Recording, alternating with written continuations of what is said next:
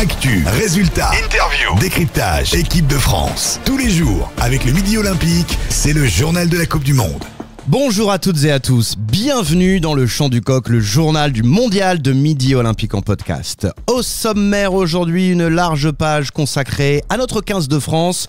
On sera avec notre correspondant au plus près des Bleus pour essayer d'en savoir plus sur la tendance compo en vue du match contre l'Uruguay. Ce sera jeudi soir. Pour l'humeur du jour et l'édito, c'est Pierre-Laurent Gou qui sera avec nous à ne pas louper.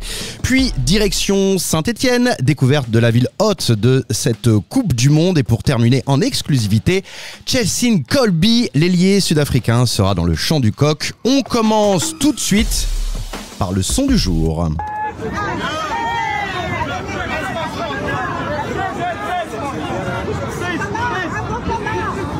Ça, c'est le son d'un entraînement ouvert au public pour nos Bleus.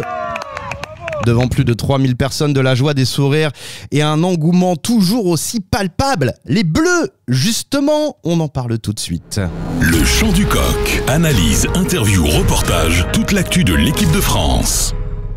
Notre envoyé spécial, Jérémy Fada, au plus près du 15 de France à J-2 de France-Uruguay. Ce sera à Lille. Il est avec nous, Jérémy. Bonjour. Salut à tout le monde. Jérémy, c'est une info Midi Olympique. Anthony Gelon sera bien sur la pelouse jeudi soir. Alors oui, il sera bien sur la pelouse pour son retour à la compétition un petit peu plus de 6 mois après son opération du genou. Il s'était fixé le pari d'être prêt pour la Coupe du Monde, mais clairement il a remporté son pari. Mais alors, au-delà d'être sur le terrain, il sera déjà titulaire, le numéro 8 dans le dos. Et comme on l'a annoncé hier sur rugbyrama.fr, il sera même le capitaine de cette équipe de France. En dit long quand même sur l'influence de ce garçon au sein du groupe. C'est un patron, c'est un excellent joueur. Rappelez-vous qu'il avait été capitaine lors de la tournée en Australie en l'été 2021. Et bien ça dit quand même l'influence qu'il peut avoir sur ses partenaires. C'est en tout cas un joli symbole et c'est un beau message envoyé par le staff du 15 de France à tout le groupe en termes d'abnégation et d'état d'esprit.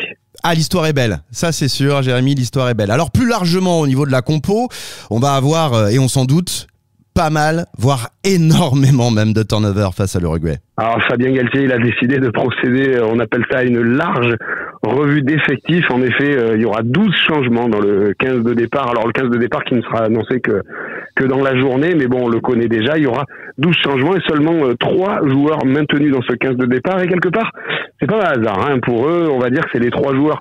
On va pas dire non plus qu'ils ont raté leur match très loin de là, mais qui ont été peut-être les moins en vue lors de la victoire contre les All Blacks. C'est Cameron Wauki en deuxième ligne. C'est Yoram Moefana au centre, qui avait, rappelez-vous, fait cette petite erreur défensive d'entrée, qui avait coûté un essai à l'arrivée. Et c'est aussi Gabin Villiers à l'aile qui, à la fin du match, nous a dit « je n'ai pas été bon offensivement ». Alors, c'est pas pour leur tirer les oreilles, attention, mais quelque part, c'est pour leur permettre de retrouver encore du rythme, de la confiance, et puis c'est peut-être une petite session de rattrapage, messieurs. Montrez-nous que vous avez le niveau pour rester des tauliers de cette équipe. On verra ça donc face à l'Uruguay, ce sera dans 2 jours à Lille. Un mot sur la journée des Bleus. Aujourd'hui, on est mardi. Qu'est-ce qui est au programme pour la bande à Galtier ? Eh bien déjà, Fabien Galtier, il va se présenter avec son capitaine, donc avec Anthony Gelon, pour annoncer la composition d'équipe officiellement. Donc c'est quand même toujours un petit moment particulier, cette officialisation de la compo d'équipe. Certains joueront d'ailleurs leur premier match en Coupe du Monde. Et puis plus généralement, c'est aujourd'hui, avec une petite séance d'entraînement, que les Français vont prendre leur quartier à Lille, là où ils jouent jeudi soir. Depuis le début de la compétition, ils sont à Rueil-Malmaison. Et donc c'est pour la première fois, ils vont partir jouer en province et aller encore à l'approche de tout le public français. Merci beaucoup, Jérémy Fada, qui est notre envoyé spécial au plus près du 15 de France pour le Chant du Coq et Midi Olympique. Merci, Jérémy. Le journal de la Coupe du Monde, l'édito du jour. Pierre-Laurent Gou avec nous. Bonjour Pierre-Laurent. Bonjour. L'humeur du jour, l'édito, c'est le retour de Anthony Gelon. On l'a dit tout à l'heure avec Jérémy, c'est la belle histoire. Est-ce que tu es d'accord avec ça ? Ah oui, c'est une excellente nouvelle pour le rugby français. Excellente nouvelle pour le rugby français, mais Fabien Galtier, lui, va devoir se creuser la tête. J'ai l'impression que c'est ça. Oui, avec cet incroyable retour, c'est pour la première fois, il va y avoir une véritable concurrence en troisième ligne. Je m'explique. Derrière l'inoxydable Grégory Aldrit, qui sera forcément le premium des premiums à ce poste, Charles Olivon, François Cros, Anthony Gelon, ils sont 3 pour 2 places. Et en fait, depuis le début du mandat, chose incroyable, il y en a toujours un de blessé. Ça a été d'abord Charles Olivon d'abord, puis François Cros. puis Anthony Gelonge. Donc au final, la sélection naturelle s'est faite pour Fabien Galtier. Là, avec Anthony Gelonge, s'il confirme, s'il fait de bonnes prestations, Fabien Galtier va devoir trancher, car là, on a vraiment 3 joueurs de haut niveau international. Mais la décision va se faire sur le terrain, certainement. Alors oui, mais n'oublie pas non plus que le ranking chez Fabien Galtier est très important. Il est très conservateur dans ses choix. Souvent, ceux qui ont le plus joué sont ceux qui vont jouer le match suivant. Mais il avait fait Anthony Gelonge son capitaine par défaut lors de la tournée en Australie il y a 2 ans.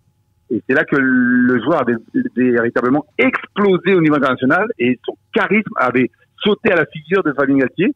Donc je pense qu'Anthony Gelonge peut brouiller pas mal de cartes. Bon, en tout cas, de toute façon, l'important c'est de viser sur le quart de finale et d'avoir les meilleurs à leur poste. Et d'ici là, il peut s'en passer de toute façon. C'est là où on aura la réponse. Là, tu as parfaitement raison, Julien. C'est là où on saura quels seront les 3 qui débuteront. On saura alors quelle est la 3e titulaire de Fabien Galtier. Merci beaucoup, c'était l'humeur et l'édito de Pierre-Laurent Gou. À bientôt Pierre. Le Chant du Coq, tous les matins en podcast. Toute l'actu de la Coupe du Monde de rugby. Avant de partir à Saint-Etienne, les infos du mondial en bref. On commence avec un grand bravo aux Japonais, toujours exemplaires dans les tribunes pendant et après les matchs, au point d'enlever eux-mêmes leurs déchets dans les travées du stadium de Toulouse. On a vu ça après la victoire face au Chili. La famille royale d'Angleterre était en France, la princesse Kate à Marseille pour encourager le 15 de la Rose samedi soir et le lendemain c'est William qui était à Bordeaux pour pousser derrière les Gallois et c'est jackpot, 2 victoires pour le couple héritier de la couronne. Le roi Charles, le 3e, quant à lui, est attendu à la fin du mois en France. Et puis un chiffre pour terminer, 200 000, comme le nombre de maillots des Bleus vendus depuis le début de la préparation, un chiffre historique communiqué par le Coq Sportif qui craint une pénurie d'ailleurs. Alors pas de panique, on attend de nouveau du stock en vue du quart de finale. Allez, comme promis, direction Saint-Etienne.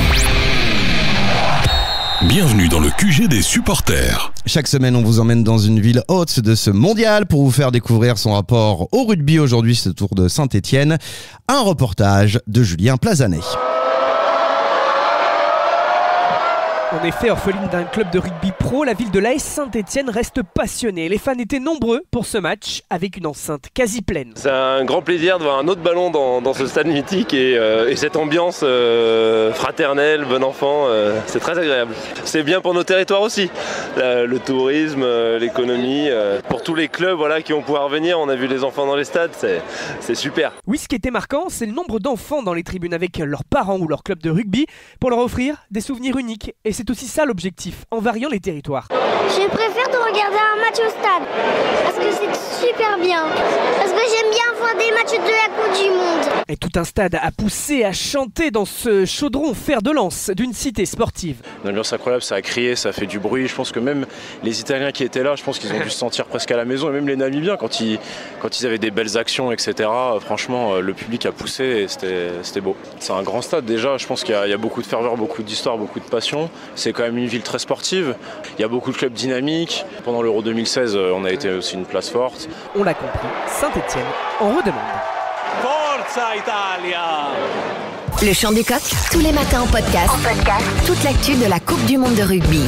Meilleur joueur du monde en 2019, champion du monde en titre avec les Box et virevoltant lors du premier match face à l'Écosse. Il a sans doute le meilleur cadrage débordement du circuit international.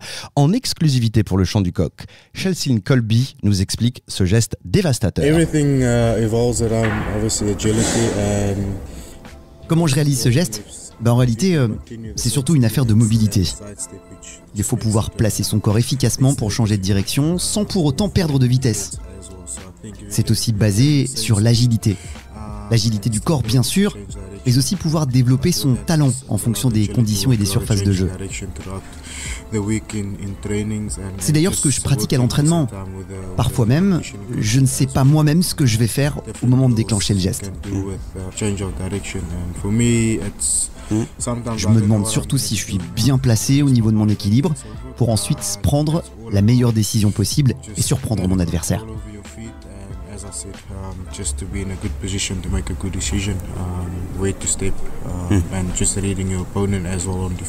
Un cadrage débordement, au fond, c'est pas compliqué. Il s'agit simplement d'éviter un plaquage et de pouvoir continuer sa course en avant.